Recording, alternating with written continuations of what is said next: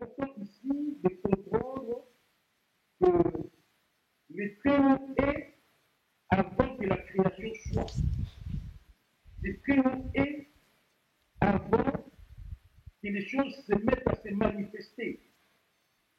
Les Très-Hauts est et tout le reste est pour vous. Prendre l'expression en hébreu. Les ancêtres comprenaient ça. Nous, dans notre chez les côtés là, nous disons qu'on va chemin. Les Bakomo disent l'Ambia pour les tout puissants, les dans tout l'endo ou la noce. Donc les tout puissants. L'Ambi tout l'endo. Voilà comment les ancêtres comprenaient. Il est le très haut. Et c'est lui la source de la force. Il est la vie. Il est la lumière. Et la Bible dit, mes frères et sœurs, hommes et femmes de la bonne volonté, que cette lumière du Très-Haut est inaccessible. Inaccessibilité ici, c'est une traduction malheureuse. Ça signifie tout simplement que personne n'est allé à la source. Il n'a plus à la source de se manifester, mais la source, personne ne sait atteindre la source. Donc tout discours sur la compréhension du Très-Haut est un discours faux. Les fourmis ne peuvent pas comprendre l'homme, pas plus que l'homme ne peut comprendre les Très-Hauts. Le Très-Haut dans son éternité, il est hors du temps et hors de l'espace. L'espace est zéro parce que la vitesse est infinie. Donc, il est en dehors du temps et de l'espace. Alors, le Fils de l'homme, le Saint-Esprit, a révélé à nos ancêtres un peu du quoi du Très-Haut. Aujourd'hui, je vais m'arrêter, je vais développer seulement ce sujet, type du Très-Haut, qui est le Très-Haut. Après, on va continuer, parce que nous avons beaucoup de temps, mais ça sera très riche pour les frères chrétiens. Donc, on va parler aujourd'hui du Très-Haut, seulement du Très-Haut, avant d'aborder sa création, ses créatures, avant d'aborder quoi que ce soit, avant d'aborder Maître Yoshua, avant d'aborder les Saint-Esprits, avant d'aborder les anges, avant d'aborder les archanges, avant d'aborder les 24 vieillards, qui est le Très-Haut de la constellation de nos ancêtres. Les amis, depuis l'aube de l'humanité, comme je vous avais dit, que nos ancêtres, parce que l'humanité vient de Kachupa, des Tima, d'Anti, c'est-à-dire de l'Afrique centrale, à l'époque, on l'appelait Éthiopie, tous les bassins de l'Afrique centrale, où l'homme est apparu pour la première fois, plus tard, si vous voulez bien, je vous parlerai aussi de l'apparition de l'homme, comment l'homme est apparu, comment le Très-Haut a fait l'homme. Nos ancêtres connaissaient tout ça. Il est malheureux aujourd'hui que nos frères chrétiens, les christianisés, parce que les chrétiens, moi je le suis, mais les christianisés, c'est-à-dire ceux qui ont adopté bêtement l'évangile qui est venu de l'Europe sans réfléchir, ont un mépris des ancêtres de l'humanité, alors que les blancs, les rouges, les jaunes, les noirs, tous vient du noir. C'est le noir qui est la source de toutes les couleurs. Donc, voilà, j'aimerais ici vous dire la compréhension du Très-Haut. Le ancêtre disait que le Très-Haut est la vie. Oui. Il est la lumière du Très-Haut. Le Très-Haut est la force. Oui. Donc, le Très-Haut, c'est nous la vie. Sur la carrière, je vais vous surprendre. Vous n'avez pas la vie. Vous manifestez la vie du Très-Haut. Et seul le Très-Haut est vie. Le vivant, c'est le Très-Haut lui-même. Nous sommes des manifestations, d'images, pour reprendre l'expression dans le contexte européen, judéo-chrétien. On dit on est l'image, on est à l'image. Donc on est la manifestation, nous devions être la manifestation de la vie, nous devions être la manifestation de la lumière. Qu'est-ce que c'est que la lumière? La lumière, c'est la justice, Très-Haut est amour. Les ancêtres l'appelaient Kongo Kalunga, l'amour parfait. Seul le Très-Haut est justice. Seul le Très-Haut est la force. Donc, c'est la lumière, la justice et la force se trouvent en lui seul. Hors de lui, il n'y a point de lumière. Hors de lui, c'est tout beau. Hors de lui, c'est les ténèbres. Les ténèbres, ici, j'aimerais encore insister sur une chose, parce que l'évangile éternel doit replacer les choses à sa place. Nous avons beaucoup vécu sur le système de croyance. Aujourd'hui, nous devons accéder à la connaissance. La cosmogonie africaine, la spiritualité, selon la cosmogonie africaine, c'est une spiritualité de la connaissance. Les ténèbres, c'est l'absence de la vie. On parle de ténèbres dans le sens de la compréhension de la pure spiritualité de nos ancêtres, c'est l'absence de la vie, c'est l'absence de la force, c'est l'absence de la lumière, c'est-à-dire de l'amour, de la justice et de la pureté. Alors, quand le Très-Haut était dans l'éternité, tout était tout pour nous. C'est-à-dire, il n'y avait rien.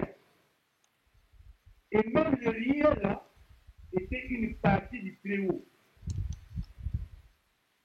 C'est rien infini que nos ancêtres appelaient le Noun, c'est-à-dire les eaux primordiales, comme un peu le souvenage de la Bible en disant l'Esprit de Dieu, c'est les eaux au-dessus des eaux. Mais je ne suis pas encore de parler de l'Esprit parce que ici, je parle du Très-Haut. L'Esprit n'existe pas. Il n'y a rien qui existe. Lui seul existe dans ce contexte-ci.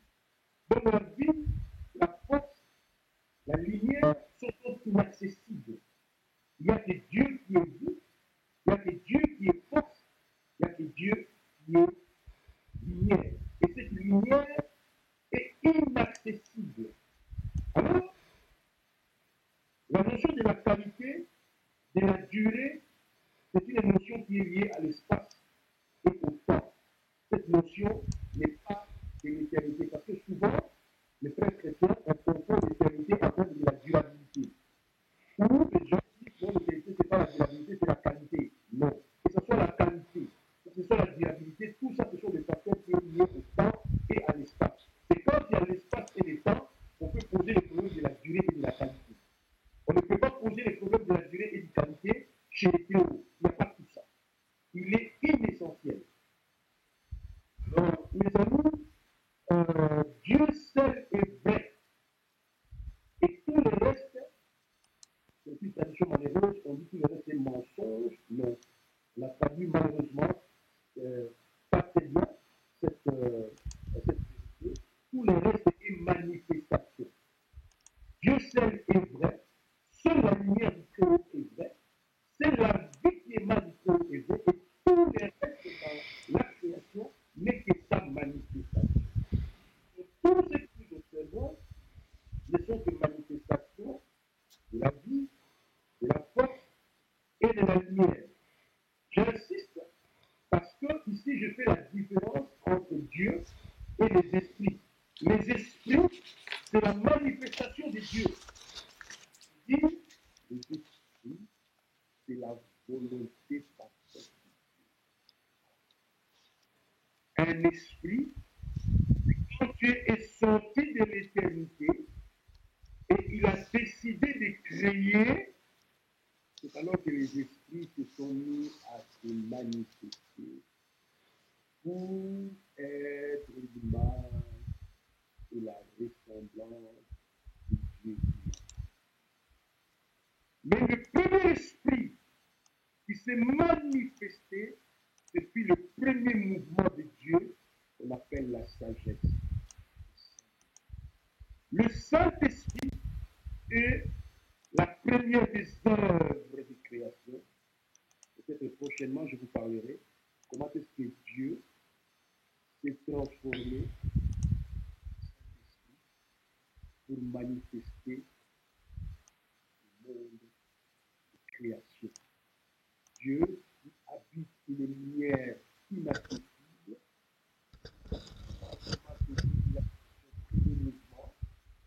il est sorti de l'éternité Et quand il est sorti de l'éternité, c'était la sagesse. C'était Dieu, le Dieu créateur que nos ancêtres appellent à Congo, pour Mwanda Benela, c'est le Saint-Esprit, c'est-à-dire c'est la première manifestation de Dieu. Maître Yoshua, c'est pas la première manifestation. Maître Yoshua est venu en sauveur. C'est la deuxième manifestation de Dieu pour sauver. Mais pour la création, c'est le Saint-Esprit qui est la première manifestation de Dieu pour sauver, pour commencer effectivement la création. Je vais terminer par autre chose. C'est important, mais je ne sais pas si c'est important pour vous parce que vous n'avez aucune compréhension de ça. Nos ancêtres savaient, d'après la révélation du Saint-Esprit, c'est le Saint-Esprit qui nous a révélé ça, que Dieu qui habite une lumière inaccessible a deux parties. Il a sa partie inaccessible, que personne ne peut théoriser. Aucun discours sur cette partie-là n'est sérieux. Faire ce discours sur l'inessentialité de Dieu, c'est être tout simplement moins sérieux. Parce que la création ne peut pas raconter l'histoire du créateur. Et dans sa deuxième partie, mais toujours dans l'éternité, c'est ce royaume divin. Et dans le royaume divin, le royaume de son amour est dirigé par son premier fils, Maître Yoshua. Maître Yoshua, c'est le nom quand il était ici. Nos ancêtres l'appelaient Congo Kalunga, c'est-à-dire l'amour parfait, Congo amour. Congo, les amis chrétiens, ça signifie amour. Et Kalunga signifie la perfection. Et quand nos ancêtres priaient Congo Kalunga, ils s'adressaient à celui que les chrétiens disent aujourd'hui dans son incarnation sur terre, Maître Yoshua. Mais nos ancêtres les connaissaient dans sa divinité avant qu'il ne naisse. On l'appelait Congo Kalunga. Il est le patron du royaume divin essentiel. Mais le Père inessentiel, personne ne le connaît si ce n'est lui.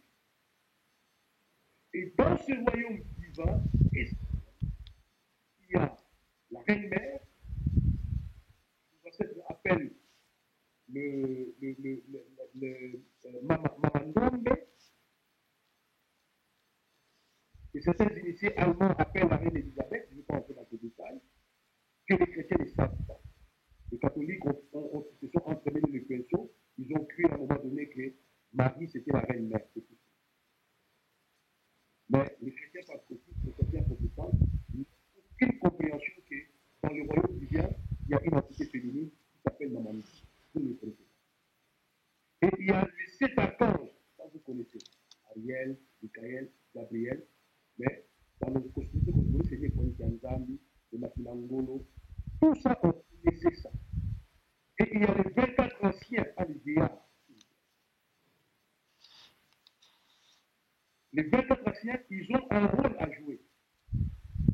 Et il y a les 4 animaux ailés, que vous appelez les 4 êtres vivants, mais vous n'avez aucune compréhension de ça. Eh bien, toutes ces entités-là, ce sont des entités qui vivent dans la divinité. Et celui qu'on appelait Lucifer autrefois, il vivait dans cette divinité-là en tant qu'archange. Donc, les entités des myriades qui vivent dans le royaume divin, j'insiste, je ne parle pas du royaume spirituel. Parce que dans la chrétienté, vous ne faites pas la différence entre le divin et le spirituel. Vous ne connaissez pas ça. L'évangile éternel va restituer tout ça. Pour vous amener à la compréhension afin de bien vous préparer au règne de paix sur terre. Parce que si vous ne pouvez pas entrer dans les règnes de paix sur terre avec l'ignorance, il faudrait qu'il y ait des serviteurs de la lumière, des serviteurs du Saint-Esprit, qui viendront au temps du verset, pour apporter à l'humanité la promesse de Maître Yoshua. Et bien cette promesse de Maître Yoshua, nous n'allons pas les décortiquer seulement dans un livre qui a été trafiqué. Nous allons apporter une lumière qui vient tout droit du ciel. C'est-à-dire que ces êtres-là viennent des dimensions élevées du ciel et qui viennent, dans un premier temps, on ne va pas les écouter, mais après cette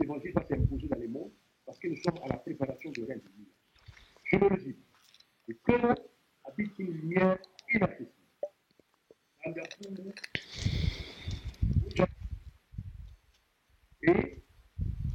un moment donné, dans les théos, il y a sa partie inaccessible que seul les patrons du royaume divin de connaît, comme Kalunga, qui s'est incarné dans la personne de Maître Yoshua. Et dans son royaume divin, il y a des milliards d'entités qui constituent son gibetière, son manteau. Et à un moment donné, il a plu au Très-Haut qui a commencé la création. Donc quand il a commencé la création, qu'est-ce qui s'est passé? Les émissions prochaines. Pour ça, je remets le micro à monsieur. Merci beaucoup, Monsieur Ekoumani, pour votre intervention. On vous a très bien suivi. Allô, vous nous entendez là en Belgique? Merci beaucoup. Alors, par rapport à votre intervention, vous avez touché beaucoup de points qui nous laissent très perplexes, nous qui croyons en Jésus-Christ en tant que Seigneur et Sauveur, notre Seigneur et notre Sauveur. Nous croyons qu'il est le Dieu incarné. Il a revêtu ces corps qu'on appelle Jésus comme un manteau, mais le Christ ne meurt pas. Nous croyons à cela. Alors, vous avez touché beaucoup de thèmes, disons, beaucoup de points. Nous aimerions un peu avoir l'éclaircissement dessus. Si nous lisons la Bible, que vous dites que c'est un livre qui a été trafiqué. Vous êtes pas d'accord? Je ne fais que répéter ce que vous venez de dire. Alors, quand nous voulions parler des dieux d'abord, donc comment est-ce que vous pouvez nous expliquer vraiment dans quelques mots? Est-ce que c'est une entité? Est-ce que c'est un esprit? Est-ce que les très hauts en question, en résumé, Dieu, parce qu'il y a des gens qui adorent les dieux en sculpture, il y a des autres qui adorent Bouddha et consorts, on ne veut pas faire de jugement, mais si vous voulez nous résumer pour que celui qui nous écoute, qu'il soit un peu bien situé, Dieu pour vous. Alors, les dieux, le Créateur, comment il est? Comment vous pouvez nous le dire en quelques mots? Dieu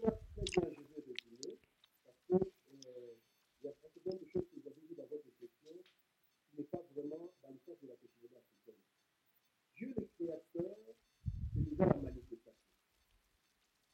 C'est déjà la manifestation. Quand je parle du Très-Haut, je parle de la source, mais de cette source qui est inessentielle, qui est en forme.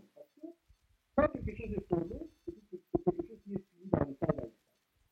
Dès qu'on laisse encore une forme à une chose, cette chose est finie dans le temps et dans l'espace.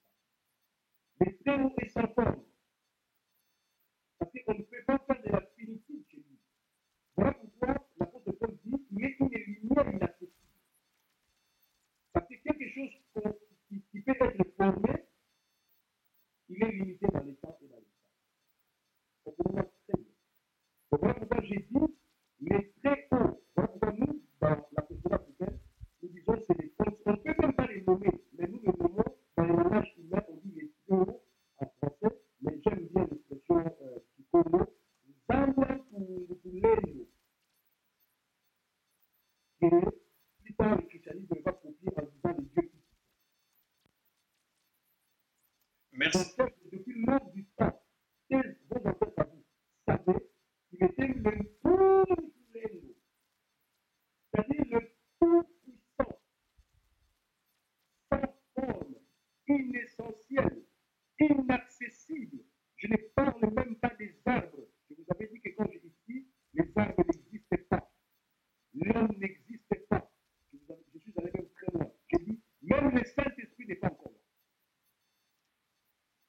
Mais quand vous dites ça, alors, par rapport, quand vous dites que et à ce niveau-là, est-ce que, bon, comment pourrions-nous représenter Dieu? Sous quelle forme alors? Parce que dans la Bible dit, au commencement, il y a eu du chaos, il y a eu du tohu-bohu.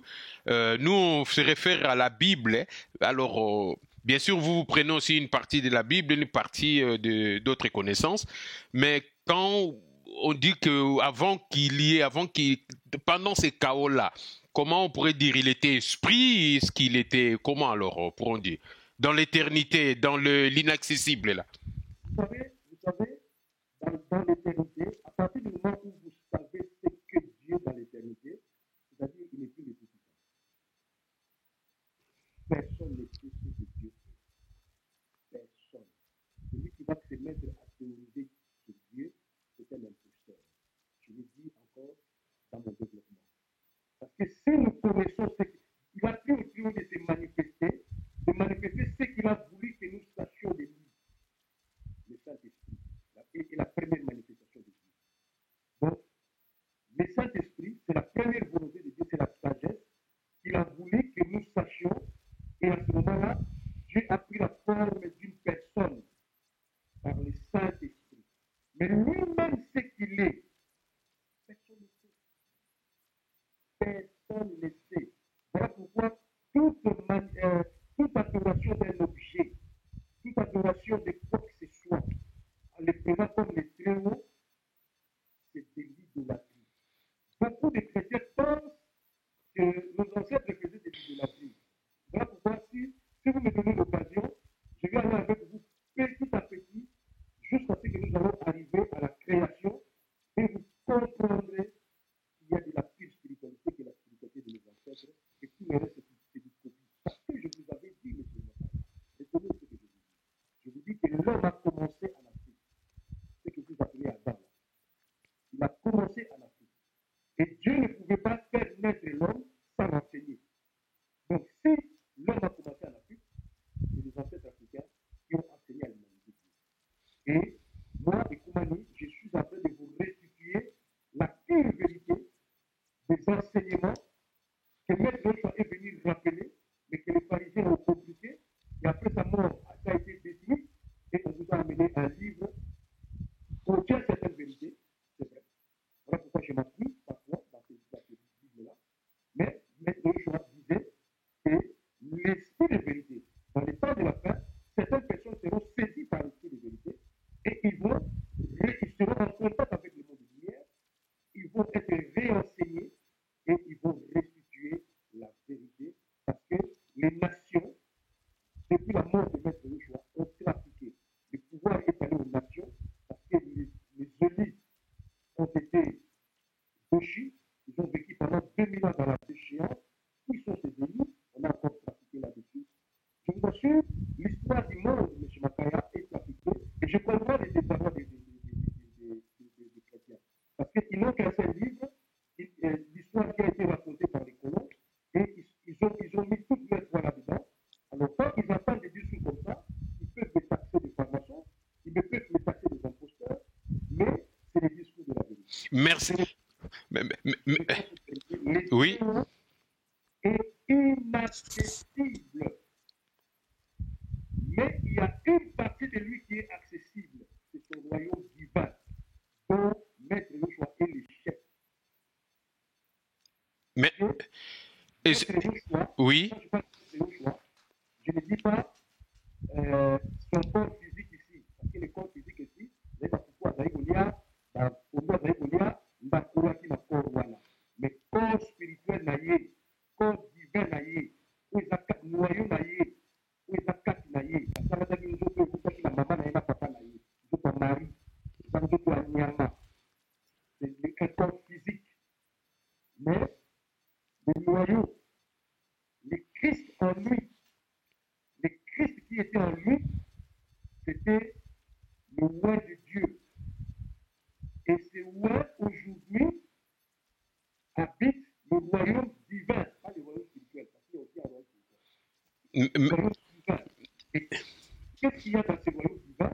Il y a la reine mère, il y a des milliards d'archanges, il y a des milliards d'anges divins, il y a les 24 anciens qui sont autour du trône. Vous allez voir dans le livre d'Apocalypse, on met Jésus, les 24 qui sont. Donc on a résumé dans le trône, mais le trône, en fait, c'est le royaume divin. Quand on parle du trône, on parle de sa partie formée, c'est-à-dire son royaume divin, dont Maître Joshua, donc comme Kalumba est le chef. Mais sa partie inaccessible, personne ne le sait. Merci beaucoup, Monsieur Koumani. Merci pour votre intervention. Alors, si on vous a bien suivi, c'est-à-dire le Maître Yoshua que vous dites, donc Jésus, pour les chrétiens, Jésus-Christ, il est la manifestation de Dieu, mais cela est déjà prêché dans nos assemblées quand même. Il s'est déjà prêché que le Seigneur a quitté l'éternité comme il ne pouvait pas venir auprès de nous avec de ce qu'il est, nous ne pourrions pas le supporter. Donc, il a revêtu ses corps dans la Bible, dans le livre des Hébreux. Il est écrit que tu n'as voulu ni sacrifice ni holocauste et que tu m'as fait un corps. Mais voici, il vient. Alors, donc, nous croyons que Dieu était dans le Christ. Donc, pardon, il était dans Jésus. Et que quand il marchait, comme vous dites, Maître Yoshua, quand il marchait Jésus, il disait, c'est lui qui m'a vu, a vu le Père. Absolument, je suis d'accord avec vous. C'est que et à la croix même, il dira, Eli, Eli, lama sabachthani, mon Dieu, pourquoi m'as-tu abandonné? Donc nous voyons les corps qui a été crucifié, qu'on appelle Jésus, mais le Christ, lui-même il dit, les Juifs même il le disaient, le Christ ne meurt pas, et nous confirmons cela, que le Christ ne meurt pas. C'est pour cela même que le Christ quittait ses corps à la croix et pourra crier que mon Dieu pourra m'abandonner. Donc c'était Emmanuel, le Dieu parmi les humains qui marchait. Alors il y a beaucoup de confusion que vous avez introduit là, mais c'est juste, hein, l'essentiel est juste. Vous parlez d'Emmanuel, vous parlez de Dieu créateur. Jésus est le Dieu sauveur. Il n'est pas le Dieu créateur. La création a été faite par le Saint-Esprit. C'est encore autre chose. C'est le Saint-Esprit, Jésus qui est le roi du royaume divin, excusez-moi de l'appeler Jésus, je n'aime pas parce qu'on ne peut pas porter atteinte au nom de quelqu'un. Moi, si moi je suis Ismaël, si vous me francisez, je ne serai pas d'accord avec vous. donc vous aimeriez qu'on l'appelle Maître Yoshua? Quand même l'appeler Yoshua. Donc, ayons un peu de l'humilité. Mais nous on parle pas hébreu quand même, Monsieur Okoumani. Non, votre nom c'est Makaya, que vous allez si vous allez en Israël, on vous appellera Makaya. Si vous allez aux États-Unis, on ne va pas anglophoniser votre nom. Ça sera toujours Makaya. Et pourquoi pour Jésus ça devient Jesus, ça devient n'importe quoi? Non, il avait un nom, respectons le nom que Dieu lui a donné. C'est le nom de Yoshua, le Dieu qui sauve. Donc bon, merci beaucoup. Donc oui, continuez, oui, je vous écoute, on vous écoute, oui. Suivez-moi très bien, mon frère. Maître Yoshua, celui que nos ancêtres appelaient Komokalura, c'est-à-dire l'amour d'Arbre, parce que Yoshua est la manifestation de l'amour de Dieu. Il est venu sur terre il y a 2000 ans à peine. Mais le monde a commencé il y a très longtemps. Le monde a été créé il y a très longtemps. Mais lui, il était dans le royaume divin. Il est arrivé sur terre parce qu'il y avait un problème. L'humanité devait être sauvée. Et personne ne pouvait sauver l'humanité. Alors c'est alors que lui, le patron du royaume divin, est arrivé sur terre pour réapporter la parole. Parce que d'Adam jusqu'à Yoshua, en passant par les Moïse, cette parole a été encore trafiquée. Maintenant, ça devait sauver l'humanité par la parole. C'est comme ça qu'il a revêtu un corps. Mais celui qui a créé l'humanité, donc Yoshua est l'amour de Dieu qui sauve. Mais la volonté de Dieu, c'est le Saint-Esprit. Voilà pourquoi dans la Bible, il est dit, Maître Chadisio, vous péchez contre le Père et moi, il vous sera pardonné. Mais vous péchez contre le Saint-Esprit, il ne vous sera pas pardonné, ni dans ce siècle, ni dans ce pardonné. Mais je m'excuse, Monsieur Koumani, mais ça c'est un langage quand même. C'est une manière de parler. Nous ne croyons pas que quelqu'un qui va... D'abord, il faut voir le Saint-Esprit pour pécher et qu'on sort. Nous croyons que c'est un langage, c'est une manière, c'est une métaphore, comme on dit, c'est une manière de parler. Mais malheureusement, aucun chrétien ne peut l'expliquer. Aucun chrétien. Je mets au défi un chrétien dans le monde de m'expliquer ces métaphores. Personne. Sauf celui qui a posé la question. Ça, c'est une dimension que vous ne connaissez pas. Mais Koumani, est-ce que vous... vous croyez à la Trinité? Non, non. Parce que en vous écoutant, vous faites la différence entre Dieu le Père, Dieu le Fils et Dieu le Saint-Esprit, alors. Le Père habite une lumière inaccessible. Le Fils, Dieu le Fils, Maître Yoshua, c'est sa dimension sauveur. Il est venu nous sauver. Donc, le Fils de Dieu est sorti du Père pour incarner la matière il y a 2000 ans. Mais là, le monde a été déjà créé il y a longtemps. Le monde n'a pas été créé il y a 6000 ans. Le monde a été créé des milliards d'années. Je... Mais à un moment donné, Dieu a fait sortir une partie de lui, c'est lui-même Dieu, inaccessible, qui s'est accessibilisé, qui s'est manifesté pour créer le monde. Le Saint-Esprit, c'est le Saint-Esprit qui a créé le monde. Le Saint-Esprit, c'est le Dieu créateur. C'est le Dieu créateur. Ce n'est pas Maître Yoshua. Maître Yoshua, c'est le Dieu sauveur. Le Dieu créateur, celui qui a créé toutes les choses, c'est le Saint-Esprit. Merci beaucoup, M. Koumani. Je vais rebondir un peu sur, c'est-à-dire je vais juste rebondir sur un point. Quand il est écrit ceci dans la Bible, bien que vous la prenez en partie, et les autres parties vous les rejetez, vous dites qu'il y a eu falsification ou peut-être une mauvaise interprétation. Alors, merci, merci beaucoup. Alors, je vais juste un récit de la Bible.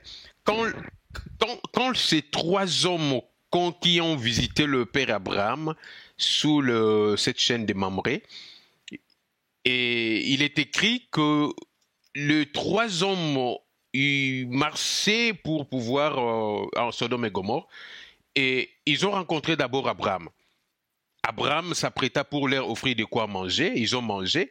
Après avoir mangé tout cela, ils ont dit, Cachérez, je sais que je vais aller faire l'autre côté. Donc, l'un d'eux a prononcé une parole, disant ceci. Après, je vais chercher ce passage de l'Écriture, mais ce que je suis en train de dire, c'est dans la Bible, c'est dans Genèse. L'un d'eux dira ceci.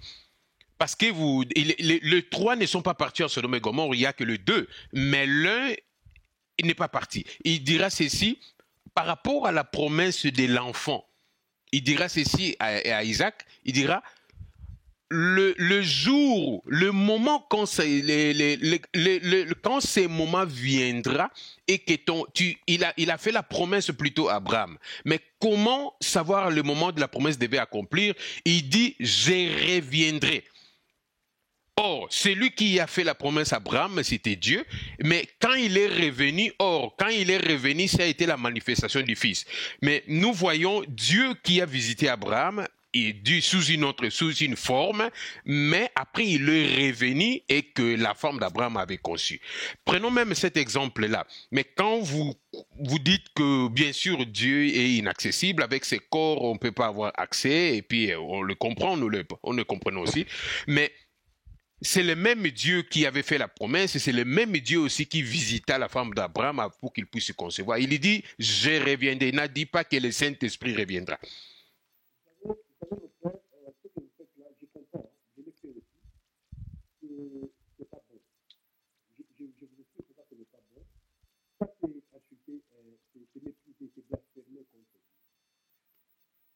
Je prends le même exemple. Vous êtes Abraham. Vous êtes Abraham, au 21e siècle. Il y a trois personnes qui viennent chez vous. Ils viennent chez vous, ils disent voilà, vous voulez laver les mains. Et après, ils vous disent cette soirée, avant que je ne revienne, vous allez prendre un enfant. Et puis, la chose se fait comme ça. 2000 ans après, les gens disent que c'est Dieu qui vous a visité. Et c'est pas sérieux. Dieu a visité Dieu sur l'humanité. Le Dieu qui m'a fait par la personne de notre Dieu. Tout le reste, ce sont des envoyés, des anges. Nous devons avoir la rigueur quand nous marchons dans la parole. C'est ce qui a tué le christianisme. Aujourd'hui, on dit le serpent, c'était Jésus, le serpent de Moïse, tous ces là, c'est ce qui vous entoure, c'est ce qui vous met, excusez-moi, c'est avec beaucoup de respect que je vous dis, vous êtes enfermé dans un cocon, parce que vous commencez à théoriser sur des choses qu'on ne peut pas théoriser. C'est une histoire qui a été vécue. Il y a eu un homme qui a visité Abraham, mais les chrétiens, je ne comprends pas. Ils commencent à, comment on appelle ça, à spiritualiser des histoires et à trouver une logique dans ça. C'est ça qui tue le christianisme. Et avec cette façon de faire, vous ne connaîtrez jamais la vérité.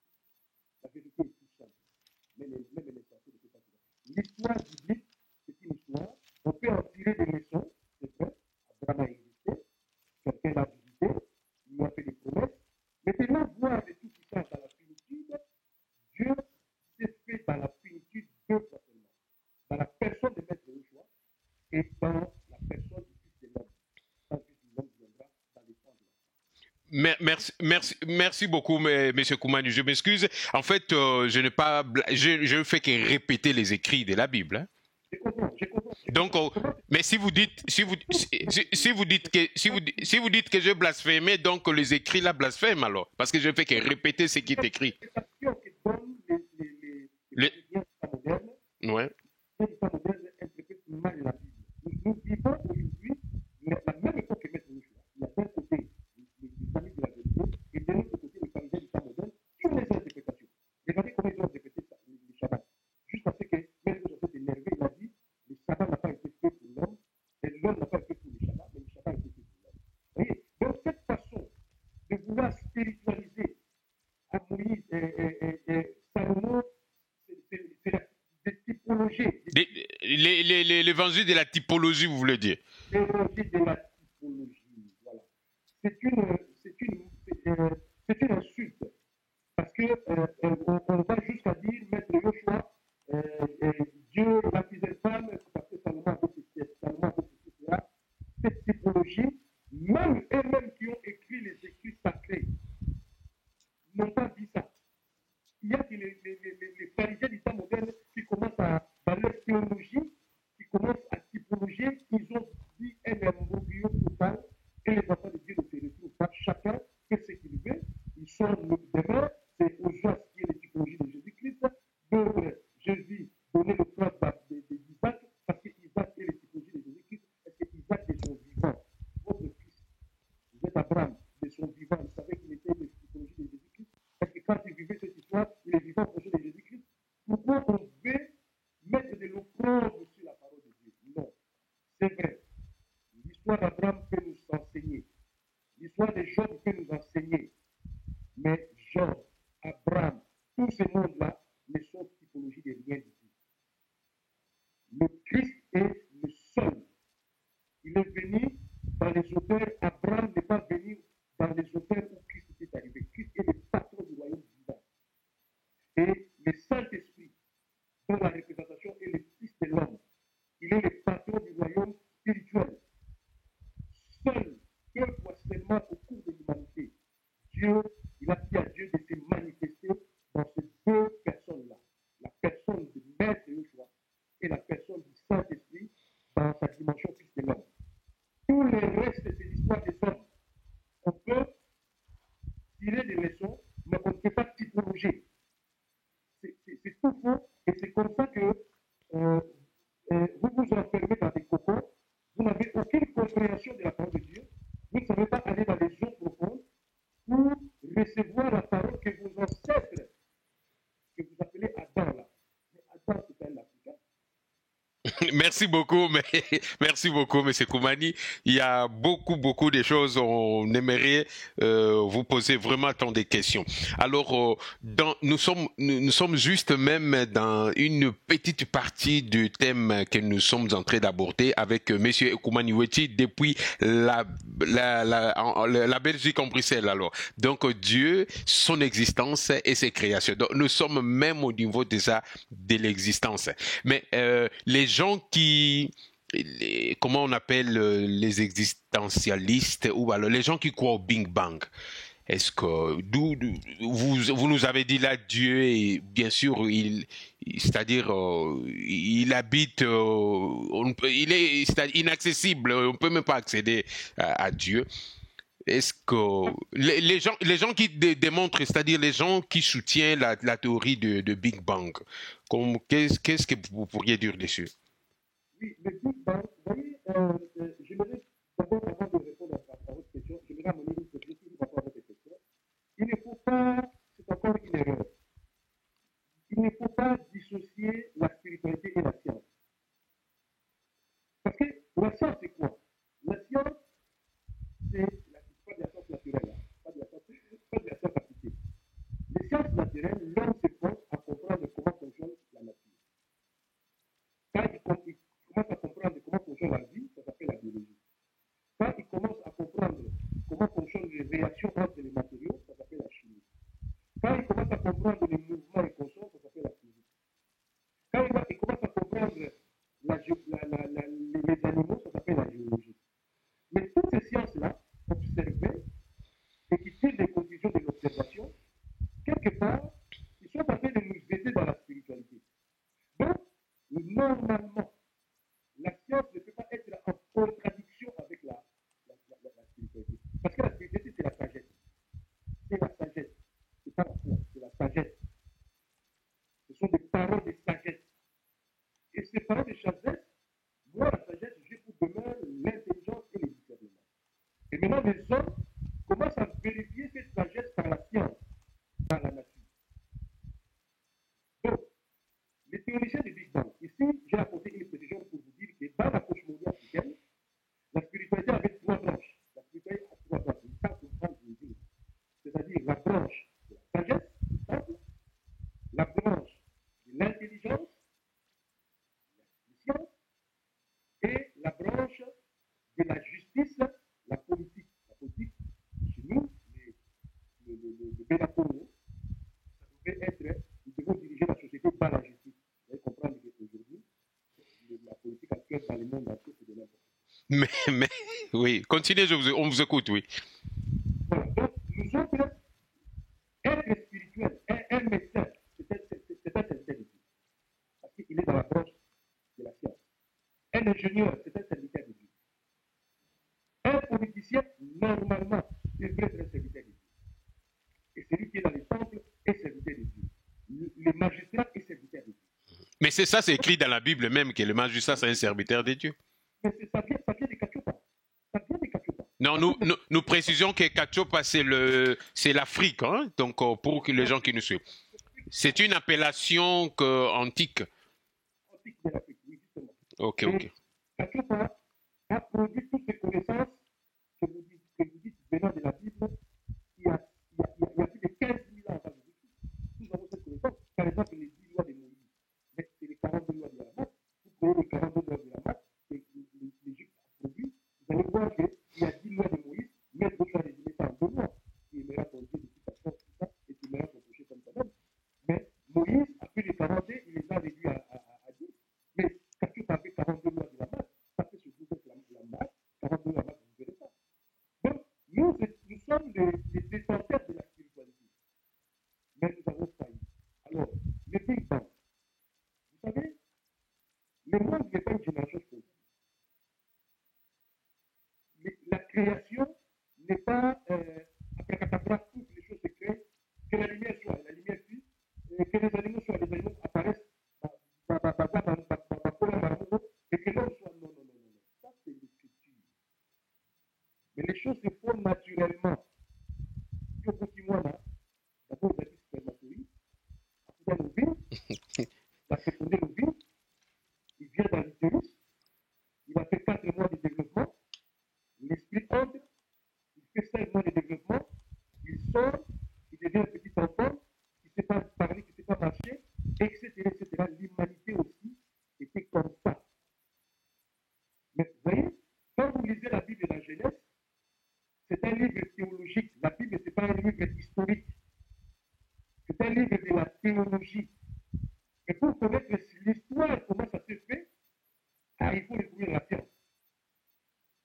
Donc, les Big Bang, c'est à un moment donné, quand Dieu qui habite une lumière inaccessible, il est sorti de l'éternité. C'est-à-dire la lumière a pénétré les Tohu, c'était le Big Bang. Le Big Bang, en une phrase, c'est que la lumière soit. Et la lumière fut. Et la lumière. Mais monsieur... Oui. Le processus de la création a commencé à partir de ce moment-là. Mais ce n'était pas une génération instantanée. L'instantanéité, c'était quand Dieu a quitté l'éternité pour se placer au confin de la création, afin de déclarer la création. Et à partir du moment où le Saint-Esprit s'est placé au confin de la création, rien que par sa présence, la mitochondrie a commencé. Je répète sur ça, ça sera la deuxième partie de l'émission. Comment les choses se sont organisées chez nous, les animaux, les planètes, les systèmes solaires, etc. Et tout se fait dans l'ordre. Ça se fait dans l'ordre et les créations ont commencé à se faire, etc. Jusqu'à ce que nous autres aussi, nous continuons à manifester. Mais le premier Big Bang, c'est Dieu lui-même qui fait le premier mouvement. Il sort de l'éternité. Et quand Dieu sort de l'éternité, c'est le Saint-Esprit. C'est la volonté, c'est la sagesse. On ne parle pas de Maître Rocha. Maître Rocha n'a rien à voir à cette histoire. Maître Rocha est le patron du royaume divin. Ce n'est pas lui qui est sorti de l'éternité. C'est le Saint-Esprit. Lui, il est sorti de l'éternité bien après, quand il y a eu un problème. C'est-à-dire que lui, le Maître Rocha, a été porté par le Saint-Esprit pour venir sauver l'humanité. Merci beaucoup, Monsieur Koumani Wechi. Alors, par rapport à cette théorie de Big Bang, donc vous êtes en contradiction complètement avec la Bible que Dieu avait formé Adam dans les jardins d'Éden. Et puis, de sa côte, il a tiré Ève. Donc, vous êtes complètement... Ici, l'homme n'existe pas. Ici, les anges n'existent pas. Vous allez revoir mon édition. Ici, il n'y a que Dieu. Donc, on ne parle même pas d'Adam, d'Ève, des planètes, des terres, des ciels, des étoiles. Il n'y a rien de tout ça. C'est le tout total. Non, je m'excuse. Alors, peut-être j'étais vite parti en besogne. C'est-à-dire, les gens qui croient à la théorie du Big Bang, eux, ils ne croient pas à cette théorie de la Bible. C'est-à-dire que le Big Bang, ça a été la matière qui, avec le temps, des millénaires et des millénaires, ça a été, c'est pas des chromosomes, et ainsi de suite. Et puis après, ça a été l'homme singe, jusqu'au développement, l'homme de Cro-Magnon jusqu'à aujourd'hui. Mais la Bible est complètement en désaccord avec la théorie du Big Bang, si nous la voyons noir sur blanc comme ça. Voilà encore une chose que vous êtes en train de faire, je me permets de le dire, parce qu'on est dans une chose analyse, vous me prêtez des intuitions.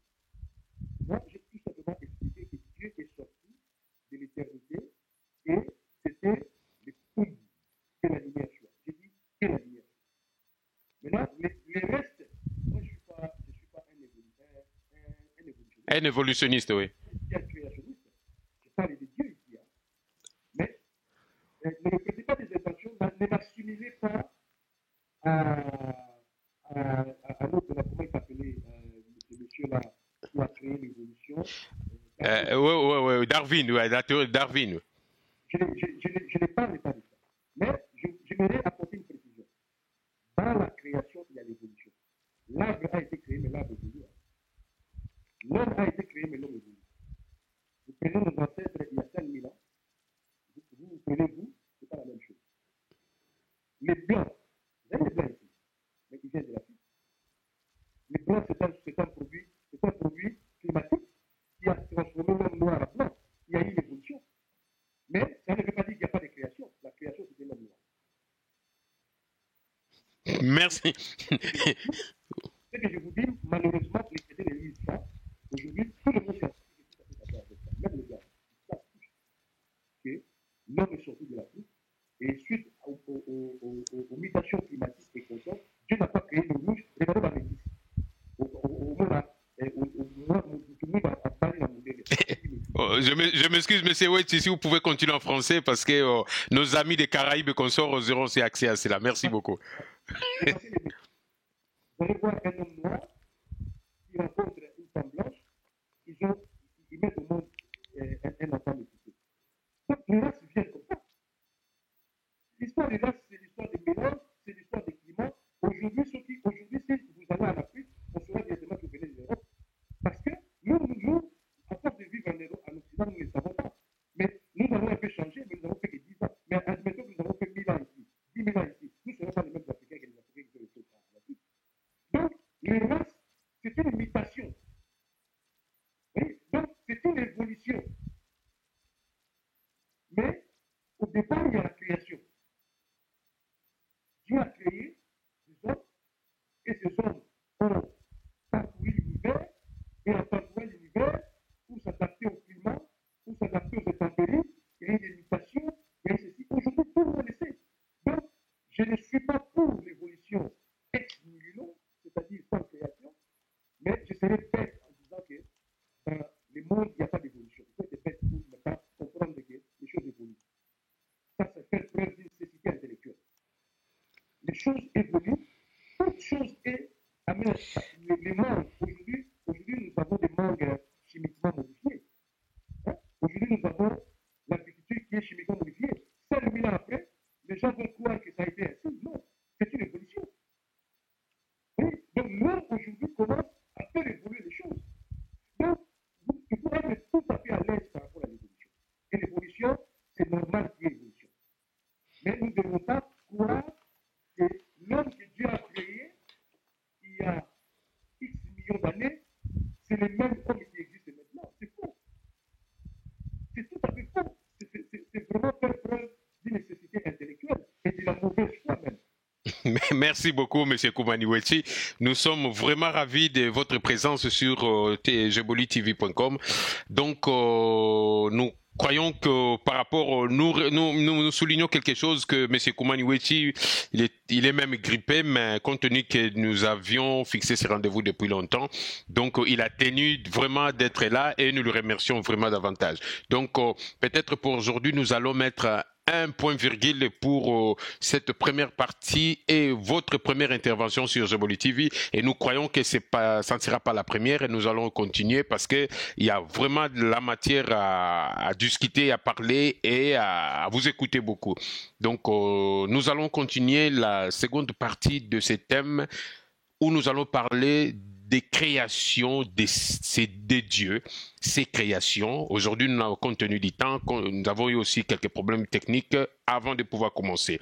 Alors, nous vous redonnons la parole. Si vous pouvez soit conclure et puis après, nous allons mettre terme pour cette première partie de l'émission. À vous, M. Wetchi, depuis la Belgique. Merci beaucoup, mon frère Makaya. Vous avez fait preuve d'une grandeur d'âme incroyable. Incroyable, je dis incroyable. M'inviter sur votre plateau, je connais, pour avoir été pasteur, je suis pasteur, je connais un peu les systèmes de croyance, je vous assure, je vous félicite.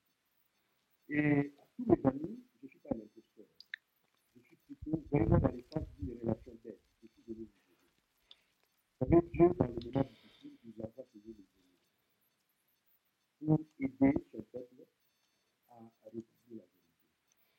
Ce que je vous dis, c'est la vérité. Nous devons sortir du système de croyance.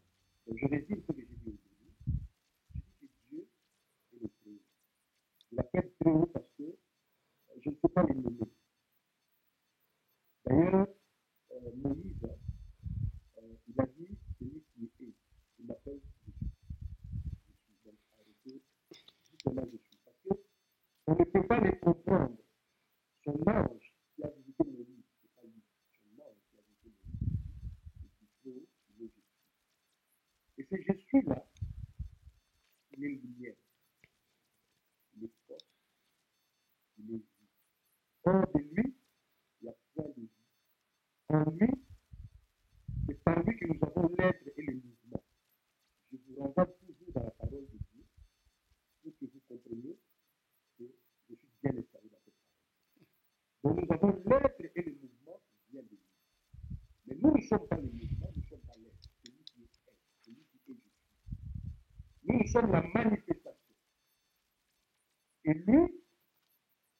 il y a une dimension qui est inessentielle, sans forme, et il y a une dimension qui est son gibetière, c'est-à-dire son royaume.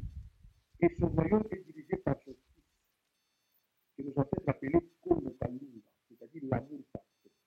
Et un jour, cet amour parfait, on le verra plus tard, il est venu s'incarner en personne de Maître Roger. Plus tard, il n'a pas déjà commencé. Maître Roger a visité l'humanité bien plus tard, il y a 2000 ans à peine, il a visité l'humanité. Mais à l'aube de l'humanité, il était le patron du royaume divin. Et à un moment donné, Dieu a fait un projet de pouvoir se manifester. Et il voulait se manifester par une personne qu'on appelle la sagesse, par une personne qu'on appelle la volonté de Dieu. Quand on dit la volonté de Dieu, beaucoup de chrétiens pensent que la chevalier par la chose à devenir. La volonté de Dieu, c'est le Saint-Esprit. C'est le Saint-Esprit seul qui est la volonté. La volonté de Dieu, vous savez, la volonté permissive, tout ça, vous devez oublier ça. Vous allez dans la mairie. Vous devez retourner. On va voir comment la volonté de Dieu s'est manifestée et comment Dieu, par sa volonté, a créé et quelles sont ses créatures, ses créations, parce qu'il y a plusieurs créatures. Nous allons voir d'abord comment le Saint-Esprit est sorti de Dieu pour venir se placer dans le pays de nous et comment il a commencé, c'est la lumière. En tout cas, je vous remercie beaucoup. C'était un plaisir de vous avoir sur le plateau de M. Merci beaucoup, M. Wetu, depuis le Bruxelles, la capitale européenne. Donc, nous étions aussi très, très, très ravis de vous avoir sur l'antenne. Nous allons essayer, tant mieux, pour que la prochaine fois, ça soit une diffusion directement en direct. Alors, et vous avez souligné un point par rapport à l'existence de Dieu. C'est par rapport à ces points-là que nous allons commencer la prochaine partie de l'émission. C'est-à-dire, vous avez dit, on ne peut pas nommer Dieu. Donc, quand on dit des El Shaddai, des Elohim et des Jéhovah, c'est en cela que je ne... vous allez répondre peut-être... Par... Ce sont ses qualités, ce n'est pas son nom. Il est El Shaddai, il est Jéhovah Tsidkenu, il est Jéhovah Rapha, celui qui guérit, il est El Shaddai, le Dieu tout-puissant, il est Elohim, il est ceci. Ce sont les qualités qu'il a. Donc, il s'est manifesté par ses qualités, mais lui, personne ne peut le dire. Merci beaucoup et nous vous souhaitons une excellente santé pour qu'à la prochaine, que les dieux que nous servons, les dieux qui nous a donné, qui nous donnent la vie, l'existence et tout, et qu'il vous accorde cette très très bonne santé, aussi que pour toute votre famille, il y a en passant par Yaya Kiedi et toute la famille. Et merci beaucoup là en Belgique, on se revoit pour la prochaine fois. Frères et sœurs, soyez bénis là où vous vous trouvez et que Dieu vous bénisse abondamment et à la prochaine fois encore avec Monsieur Ekumani Wechi depuis la Belgique en Bruxelles. Merci et au revoir. Merci. Matondo, merci.